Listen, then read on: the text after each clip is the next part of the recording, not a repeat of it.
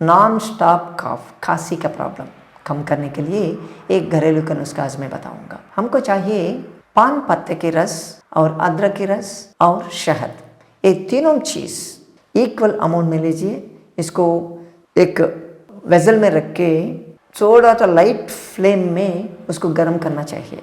ऐसा करें तो धीरे धीरे से वो पेस्ट की तरफ बनाएगा। वो paste 1 spoon morning 1 spoon evening गर्म पानी के साथ आप खाना चाहिए। ऐसा करें तो आपका प्रॉब्लम ठीक हो जाएगा।